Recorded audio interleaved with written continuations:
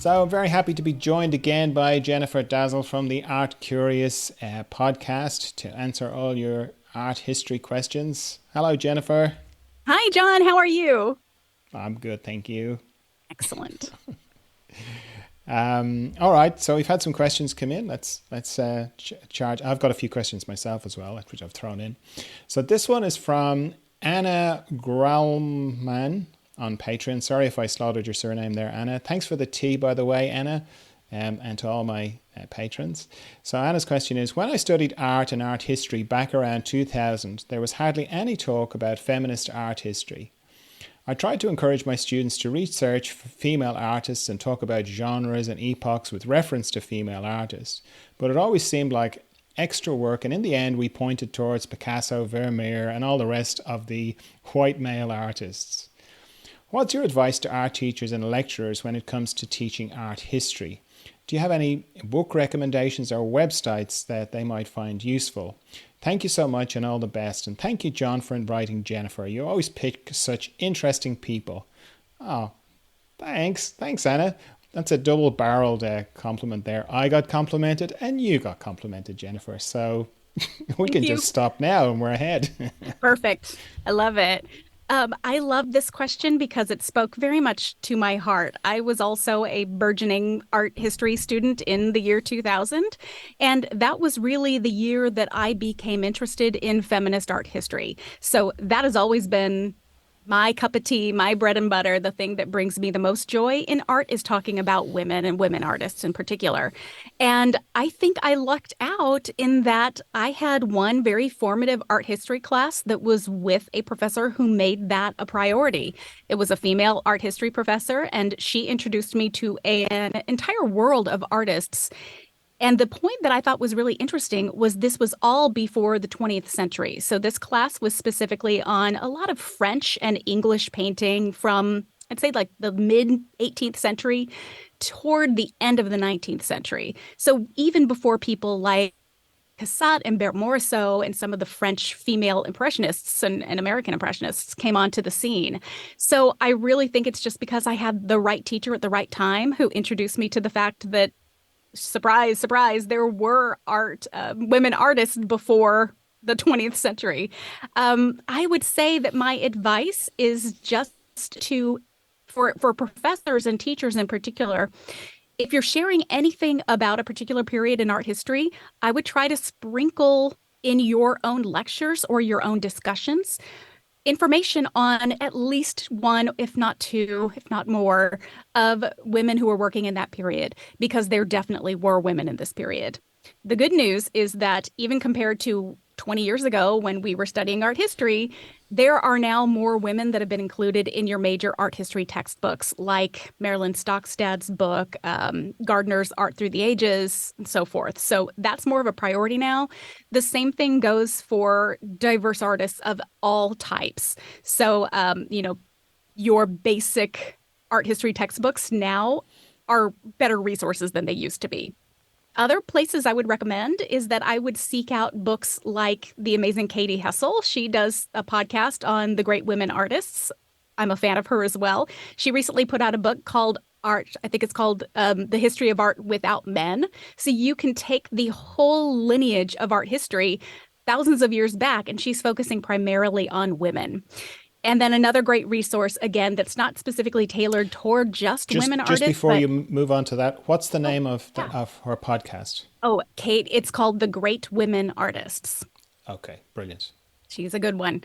The other thing I would say is, again, it's not specific toward female artists, but more toward about teaching history and art history in a really fun way. It's a website and it's run by two doctors of art history, PhDs, and it's called Smart History. So I recommend that as well. They do not only written analyses of works of art, but also videos, their own kind of minor podcast series, and so forth. So that's a really fun and engaging way to learn about art and a bunch of different types of art pretty quickly. And is the podcast called Smart What did you call it? Smart Yes, History? smart history. So it's like art history, but with smart instead of just art. Smart History. Yeah, brilliant. It's Okay. fun. A lot Wow, of that's fun. brilliant. That's a lot of any other resources? Ugh, I mean, Any book by a lot of the great second wave feminist art historians like Linda Nochlin, Germaine Greer, things like that. I would definitely research and seek out their texts. Linda Nochlin is one of my long, long heroes, dearly departed heroes. But sometimes that can be a little heavy on the theory side, so I wouldn't necessarily say, oh, just look at it for some light reading. That's more if you want to like dig really deep.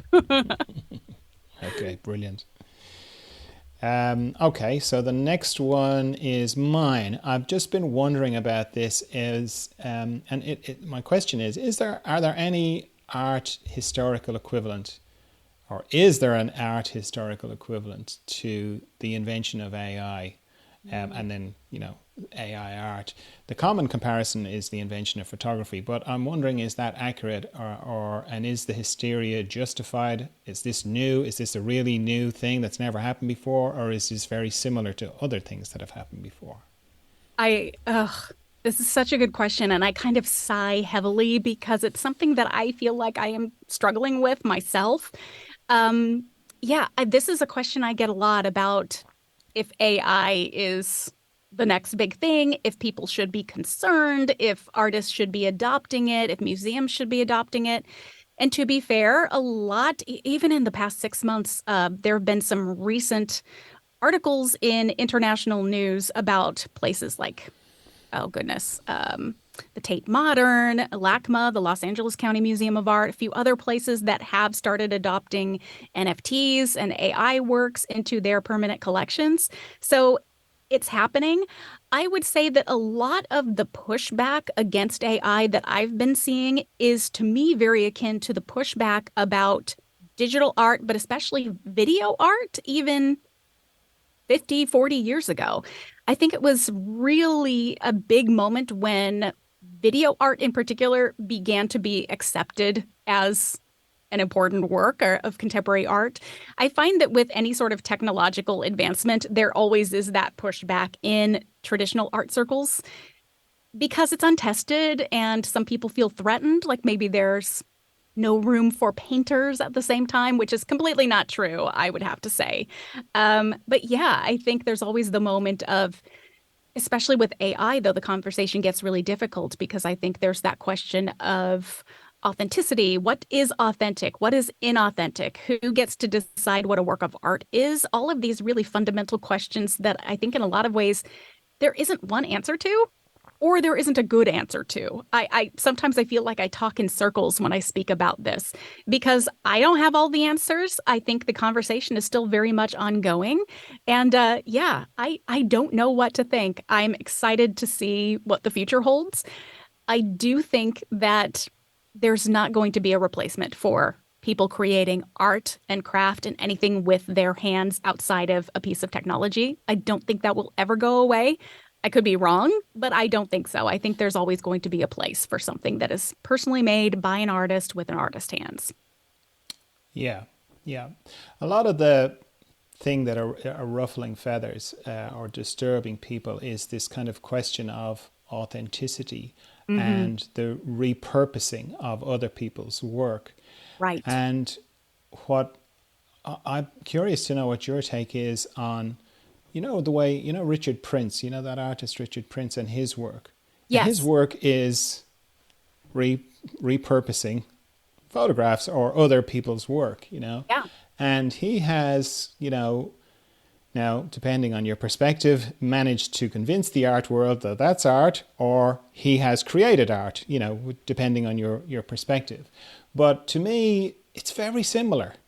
Like that whole question, because he's taking, like an advertisement and just rephotographing it, or people's Yes. Instagram images or whatever, and he can talk beautifully about it. And when he's talking, it's like he's weaving a spell, and I'm like, oh, now I understand, Richard. Whereas before, I'm like, wow, he just photographed some people's profiles on Instagram, or he photographed the Malboro ad or whatever. What Yes. how do you see that? Ugh. I think I almost feel like we need to go back 100 years and look at people like Duchamp and the creation of the ready-made and the moment where art stopped having to necessarily be something, again, that you create with your own hands out of raw materials. And it becomes the question of who gets to say what art is and how you make it. And I think that's kind of what's going on here with Richard Prince and even back to people like Warhol as well, where they're taking these readily accessible, available images and then reproducing or mass producing them.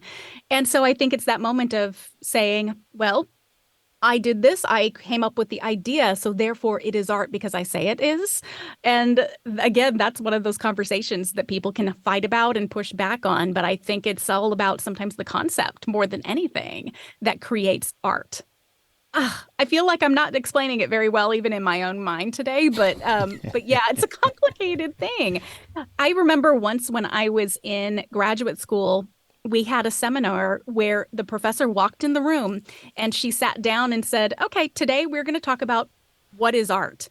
And I will tell you, I have never been in a group of more capable, smart, amazing individuals who all sat there going, "Oh my gosh, I don't know," after about 5 minutes of conversation, because it's a really good question when you get down to it from a philosophical standpoint. And I think that question is similar in some ways about what is art, who gets to make it, who gets to decide if it's art.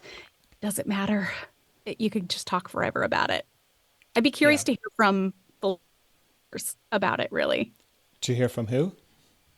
Philosophers. I've never spoken to anybody who's has a deep grounding in philosophy to talk about, the existential questions about what is art.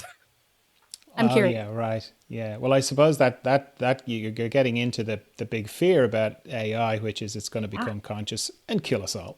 oh, right. Of course, of course. I think the thing that's most disturbing about AI art is, particularly with the latest iteration, particularly with Midjourney 5, it's Mm, so good. It's yeah, so good. It looks gorgeous, you know. And yeah, the real challenge then is of like it's relatively effortless, you know. yeah. And yet the images it's creating are so good. But I've noticed that the images that it creates that are so impressive are the ones that are um, leaning much more towards photographic, cinematic Ooh, in their style, a little bit, like very good illustration, but not. I haven't seen any in the new iterations that are like, what people were talking about, say 6 to 8 months ago, that looked like paintings. And like, is yeah. that a painting? Is that not a painting? I don't see so much of that. But these really gorgeous photographic kind of images of people that don't exist, I think that's freaking Yes. people out a lot. And it seems to be that it's much more threatening to commercial art, and to stock photography and those kind of. They are definitely under threat because of it. Yeah, I completely agree. I think it's more of that design side than the fine art side, although I think the line between the two is very blurry and maintains this kind of blurriness between the two. But yeah, I think it's the same way. We're having the same conversations right now about art that we have been having about writing as well with AI, where are things like copy editors and social media and marketing are those kind of everyday writing that is so integral to a lot of people's jobs. Is that something that is going to be completely outsourced to AI? And I don't know. I see the benefits and I see the risks. And I too have played around with Midjourney and I have been floored by some of the things that I have seen come back, even to my kind of paltry descriptions. But I've also been playing along. And again, this was, I think, further back in the past few months that you've been speaking about when it was more geared toward the conversation about painting. When I would ask Midjourney to create me something that was, like a Cezanne, and it would come back with something that looked pretty amazing, but it was still also not quite right. Do you know what I mean? It was like I Yeah. could still tell a little bit of the difference. I think that might be something that's more painting specific than these photographic elements that you're talking about. But, and who knows how much better it's going to be even a year from now. Yeah, and like the thing is, certainly for our artists who are painters, and the sort of people who listen to my podcast who are very interested in craft and painting like the old masters and the skill behind it, I don't think they're threatened at all because Oh, or I don't think they have anything to be worried about, because at the end of it, the sort of people who buy their paintings are not interested in digital work, and the only thing that AI can produce is digital work. Even if the digital work looks like a painting, it's you can't hang it on your wall. I mean, sure you could print it out like on a canvas like any other kind of thing, but yeah. it's very obvious that it's not a painting. It hasn't been made, and I think it's the same with writing and everything else that initially, you type in a little prompt into ChatGPT, write me an essay, and it spews out, 2,000 words or whatever, and you're like amazed. But when you actually read the 2,000 words, they're not that good. Oh my gosh, Um, yes. like Casey Neistat, do you know him? He's a YouTuber, and No. he made this beautiful little, it's like 5 minute video. And what he did was and he's a very good filmmaker. Like he's all just on YouTube, but he's very good at doing that in that genre. So the idea of this video was he typed into ChatGPT, write me a film script or a video script in the style of Casey Neistat. Okay. And it Hmm. spewed out this list of shots, and he shot them shot for shot as it was styled. It was the most boring thing, and it was so funny. He's holding up the script, he's reading out what he's supposed to say, and you can see, like, it just really nicely highlights how it has the appearance of a Casey Neistat video, but it hasn't got the heart of it. It hasn't got the Yeah. soul of it at all. It's just Yeah. it's like a veneer of something that looks a bit like it. And I think that is a very good demonstration of what's really going on, as far as I could see it anyway. I completely agree. Now I'm thinking, ooh, that would be a fun experiment for me to try and document as well. Maybe put something on my YouTube. It's like write an episode of my show and see what happens, because I guarantee you it'll be probably nothing really like how I would actually write it. And I think that's a great point. Yeah, yeah. Well, and like already YouTube, or not YouTube, Google, because all the kids that were using ChatGPT to write their term papers and all this kind of thing, like Yeah, within a couple of months, Google, you can now run it through Google, and Google will tell you if it was generated by an AI or not. So like the that's professors and the fabulous. people who are correcting these things can very quickly check if that happened. So it's like That's they're using wonderful. AI to highlight AI. I love it. That's Um, great. That's needed for sure. Ian Bruce on Patreon, thanks for the tea, Bruce, says, did the, now I'm going to say Ptolemaic. How do you pronounce that word? Ptolemaic. Ptolemaic. Say it again. Ptolemaic. The P is Ptolemaic. silent. So the P is silent. Okay, very good. Yeah. Did the Ptolemaic and Roman art of Egypt have any influence on the early Renaissance? Some of the portraiture is excellent, and some looks post-Renaissance. Or was this body of work not known about at the time? And what about later Roman painting of the time of Pompeii? Was any of that available to Renaissance painters? Mm. I loved this question. I mean, I love every question that always comes in. I've mentioned this before, but John, your listeners and supporters have such thoughtful and really good questions. I really love them because they really actually, they're asking me neat things, and not something that you could easily just Google for 5 minutes, which I appreciate. This sent me a little bit down a rabbit hole that I had so much fun with, because the moment that I first read the question, I immediately got the picture in my mind of what this person is talking about, which I think in particular are some paintings that were done on wood in certain areas, but I think mostly spread through ancient Egypt, that are called the Fayum portraits. It's Fayum, Fayum, because it's a small town, I think a small village, like a middle class village that's somewhere south of Alexandria in Egypt. I love these works. They look like real people. That's what I adore about them, is these are paintings that were done sometimes in life, sometimes after somebody is deceased. And a lot of them were then saved if they were made during someone's lifetime until they died, and then they were placed sort of as almost like a face mask on top of their mummified bodies. So then they would be buried with these amazing wooden portraits that represent how they looked in life. They are stunning because they look like real people. They're not exaggerated or idealized in the same way that I think a lot of later portraits, thinking about the Renaissance was all about the idealism of the human body and the human figure, the human face. These are not that at all. These look like someone that if you just put them in a t-shirt and some jeans that you would walk around the corner and look at them and say, "Oh, hey, I know that guy." They look exactly like real people who really lived. So there was an incredible amount of skill that went into the making of these. And in most cases, we don't know who the artists were. There was probably, we might get into guilds a little bit shortly after this, but maybe there was a craftsman guild or a group of painters that specialized in this. We do know that they were probably meant specifically for upper echelons, middle class and up in ancient Egypt in particular, because they were very expensive to make these portraits. And they were meant to last, actually millennia because they were buried with these individuals. But what I discovered in knowing about this was that I thought that maybe there would be a chance that Renaissance artists in Europe, especially, would have known about these. I really don't think that that is the case. I tried to dig around online for a good long while to see if maybe that there was any sort of documentation about artists knowing about these, and I don't think they did.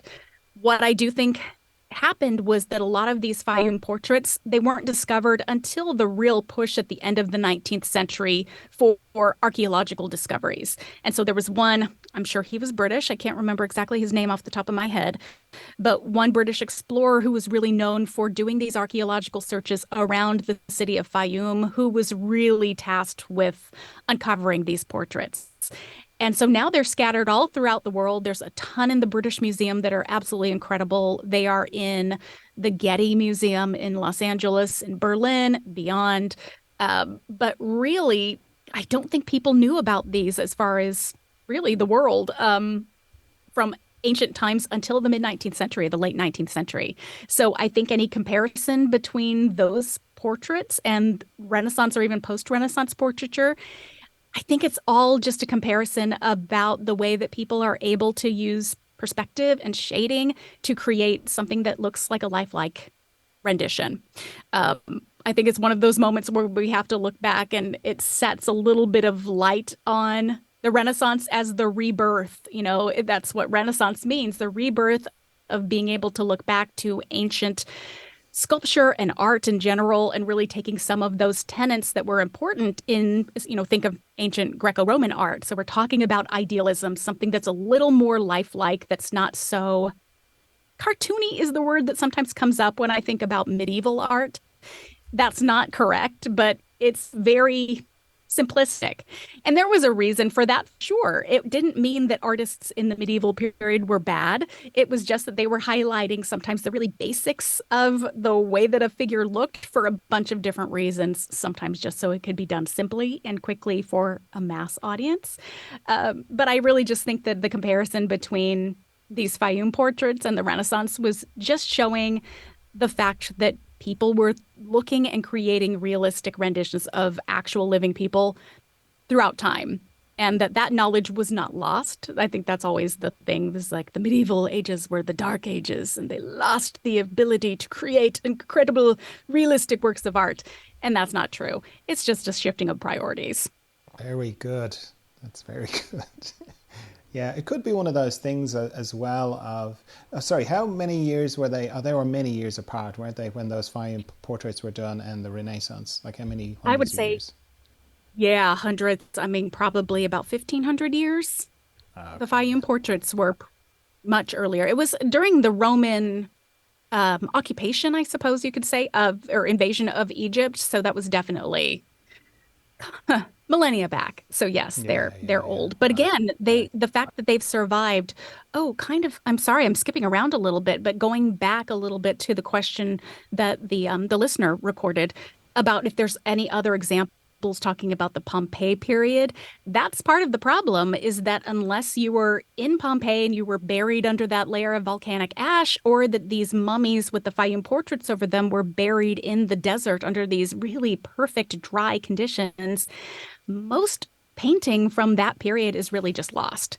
We know Yeah, there was a right. ton of paintings just from, what we can see of the chromatic elements that are on ancient sculpture and the fact that people like Ptolemy and other sort of ancient Roman in particular writers talked about paintings. There's this famous story, and I'm going to get some of the details wrong, but I think it's about the painter. I think his name is Zeuxis, Xeu, something, or maybe there's a Z and an X in the middle painter who was one of the best known in ancient times. And he was dared by a friend to create the most realistic painting that would fool the eye. This is kind of that story about how trompe l'oeil painting came about, and it has its Hmm. roots in ancient art. And the story goes that he created this image of a bowl of fruit that he put outside and opened a curtain so that he could show his friend this incredible painting he made. And that it was so convincing that birds flew down from the sky to try to pick at these elements of fruit in this fruit bowl that he made. Yeah. That might very well be just a tall tale or a fable about somebody's skill in art, but it shows you that painting was an important part of ancient life. It's just that they haven't Yeah. survived throughout the Yeah. ages. Somehow that story links to what we were talking about to do with AI, doesn't it? I think so too. Yeah, that's a good point. Fooling the eye, creativity. Created something that was Mm. so close to that wasn't really Yeah. what it was, but yeah, okay. Wow, this is such a deep episode, Jennifer. We're We're really getting to unconsciously it. being very profound here. I love it. I'm going to pretend that I really meant to be that way. Yeah, me too. We meant, it's all planned. Yeah, okay. Yes.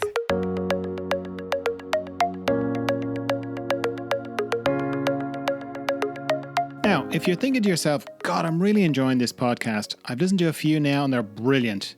And there's so many of them. And I've learned so much from listening to them. And you know what? If I met that John Dalton fella in real life, I'd love to buy him a cup of tea and have a chat with him. I'd love to do that every month if I could. Well, now you can.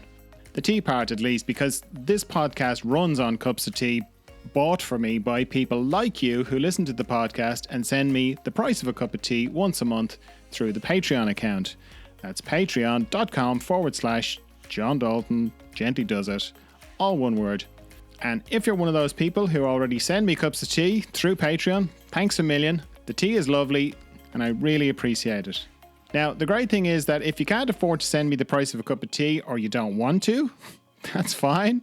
You still get exactly the same podcast for free. It's sort of an honor system where the people who can afford it and want to pay for the people who can't or don't want to. So it's all lovely. So if you'd like to send me a cup of tea once a month, you can do that through Patreon. I'd really appreciate it. It makes a huge difference to me. Alyssa Alexanian on Patreon, thanks for the tea, Alyssa, says, how artists produce and sell art has changed so much. I was wondering if it had anything to do with the following, or am I completely off target? At what point did the guild system break down and why? And why did traditional patronage of the arts change so dramatically? And was it at this time the selling art gallery first appeared? Again, another question I love, and I feel like this is a topic that I could probably go down a bunch of different rabbit holes on and talk about for a long time. So I'll try to keep it somewhat concise. The guild period is something that we think of as coming really to the forefront in feudal Europe, especially. So, like, again, the medieval period where we're talking about, where it was mostly craftsmen at the time, sometimes even marketers, but people who would come together and form their little guild, their little community or collaborative that was based specifically around one product or one type of manufacture. So you would have not only your painters or your sculptors who would do, church sculpture decoration, for example, but you'd also have candle makers or tanners who would work with leather, everything. You would have this little group of community. Partially, a lot of the reasons why guilds were so important and so, I guess, popular, especially in parts of Europe, was that you were able to create essentially a monopoly so that you would ask people to come in. They could join your guild, usually for a fee. So it was this sort of self-promoting and self-serving environment. But then everybody had access to be able to help one another with projects so that a project could come in and it was almost profit sharing is the wrong way to put it, but you would have that element where everyone could participate in some way, or you could all have access to materials so that all individual craftsmen or artists wouldn't have to necessarily buy everything that they needed to create a certain project. You also had promotion. You had the way to keep other artists who weren't in your guild at bay so that they wouldn't necessarily get the commissions over the people who were in the guild. And then it was also really important because you had a training system. So a lot of guilds, regardless of what they were making or doing, would have an apprenticeship system in place. And this was something that I think really went on for close to 500, 600 years. I think the turning point, I think there are a couple different turning points, but I think really the Renaissance is the first one. Half of that, I think, is because there became this prized element where the artist, I mean, again, this leads back to that conversation about AI as well as the deeming the importance of the creator. Of It's course. all connected. Yeah. But This is all planned during if the you're listening. Renaissance, Yeah. yes, yes, we definitely planned this in advance. The artist as an individual, really, that became a thing in the Renaissance. Prior to that, there are examples of people who would sign works of art, even back in ancient Greece, and some of those Fayum portraits too, where people would say, like, Joe made this painting. So people did sign works of art, but that was a rarity, not the norm. It wasn't until the Renaissance that people began showing individual pride and really taking this sense of importance and being able to say, I, Leonardo da Vinci, made this work of art. I am Michelangelo. I made this. And that people began being sought after individually and less in the guild format. So I think that was Was one of the really first changes. was that because of the like when I think of the Renaissance, I always think of the Medicis and how much of an influence they had on the whole thing. And in a way, sometimes it feels like the Renaissance was a big marketing exercise by the the Medicis in a way. Yes. And I wonder how much of that building up an artist um, was from their perspective of like, oh, it's a bit like the way, like the big art, the White Cube and Gagosian and those, they build Yeah. up their artists to bring up the value. Similarly, I wonder about the Medicis. Did they elevate artists and kind of create this culture of the individual artists so that they could say, we have him, he's ours, we are his patron. Whereas saying Yeah. we're the patron of the Artists Guild doesn't have the same cachet.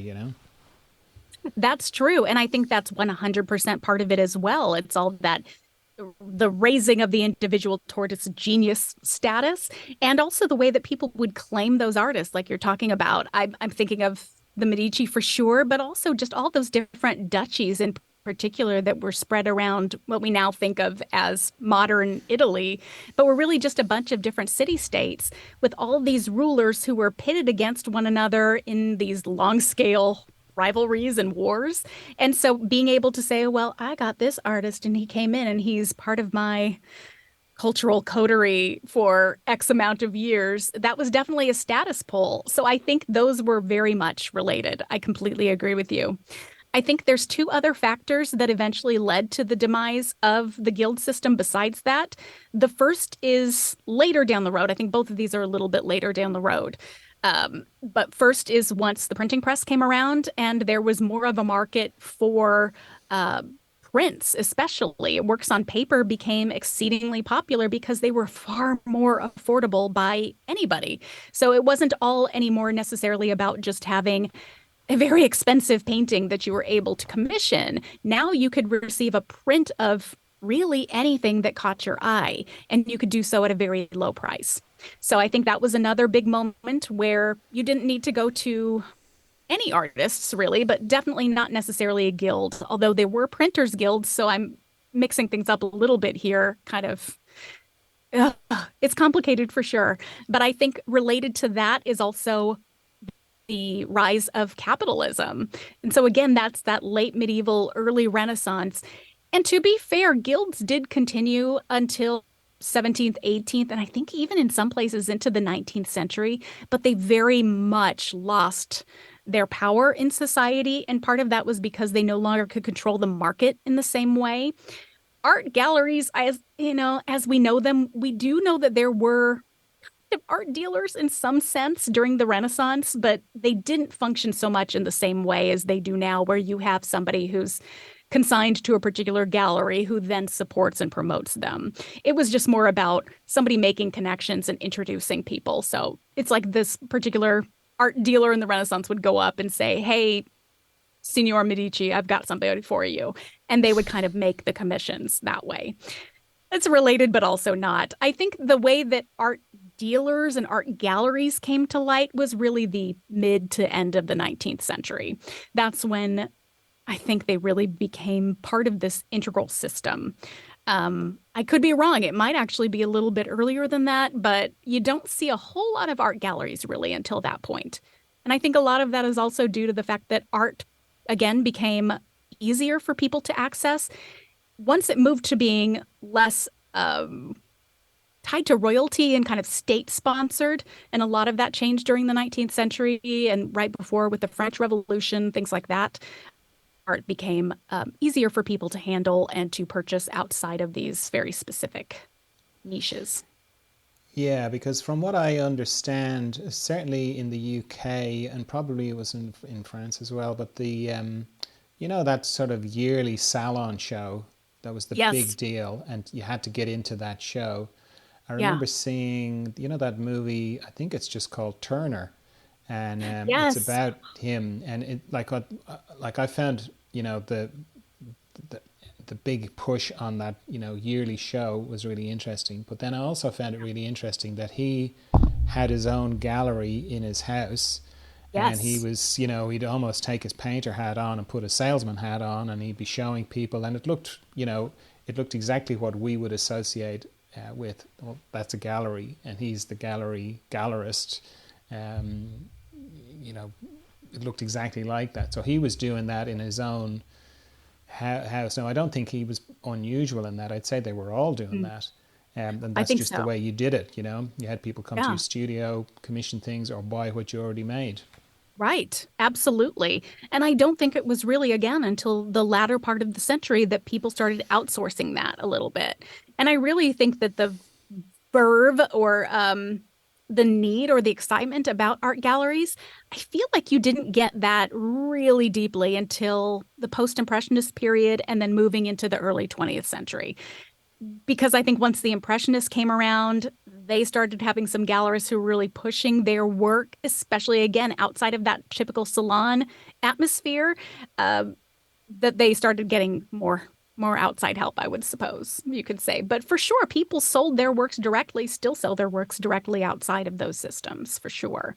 But yeah, it's an interesting concept, I think, the gallery, because sometimes it can be helpful. This is a conversation that I have with people who are trying to sell their works today, and I'd be curious to hear from your listeners too to know if they find galleries helpful or a hindrance, or is there even a need in some cases to use somebody who can help you out? Yeah, Such a good comes question. comes up regularly. It used to be 50-50, like when I started 10 years ago um, doing these podcasts. It used to be around 50-50 back then. I'd say, meaning 50% of the artists would say, yeah, love my gallery, it's great. And the other Yeah. 50% would be like, no, what am I giving them 50% for? Yeah. Um, Now it feels like about 20% are have a happy relationship with their gallery, and the other Yeah. 80% are going. They're either going, I don't do it anymore, I don't do the gallery anymore, or I do my own, like I sell privately or through Instagram or something like that. And if Yeah. a gallery wants to show my work, yeah, that's fine. Or I have a gallery, but they're rubbish, and I'm doing all the work. I'm doing all the heavy lifting here. I don't know why I have them, but I'm not ready to jettison them yet. You know. Yeah. Yeah. That's interesting. See, this is the stuff as a historian, even though I have a background in contemporary art as well, I feel like it changes so often and so frequently that this is helpful for me to hear about because this is something I don't know as much about. So I like that. Okay. Well, that is brilliant. It's always great chatting with you, Jennifer. It's always I always learn a lot, and you've got such a great take on it all, and you can bring it all together so well. It's brilliant. Thank you so much. I mean, I've mentioned it before, but I'll say it again. I love speaking with you, and I love nothing more than talking about art with people who are excited to hear about art. So thank you for having me. It's always a pleasure. No, you're welcome. I've never felt this good in my entire life. Make me some spaghetti. Actually, I'd prefer a cup of tea. A cup of tea would be lovely. So yeah, just a little reminder, mainly because every second or third person who becomes a patron has got in touch with me and said, you know what, I've been listening to your podcast for ages, and I didn't become a patron, not because I don't have the money, not because I don't think it's great, I just didn't get around to it. So this is a little friendly reminder that if you'd like to be a patron, you'd like to buy me a cup of tea, go to patreon.com/John Dalton, gently does it, all one word, or follow the link in the show notes to become a patron. I would really appreciate it if you could do that, particularly if you've been meaning to and you just haven't got around to it. It would be great. It would mean a lot to me. All right. Thank you. Bye. We are the Argyle Pimps. So buy us a drink. We're better than you thought, but not as good as we think. We are the Argyle Pimps. So buy us a drink. Come on, buy us a drink. Come on, buy us a drink. We are the Argyle Pimps. So buy us a drink. We're better than you thought, but not as good as we think. We are the Argyle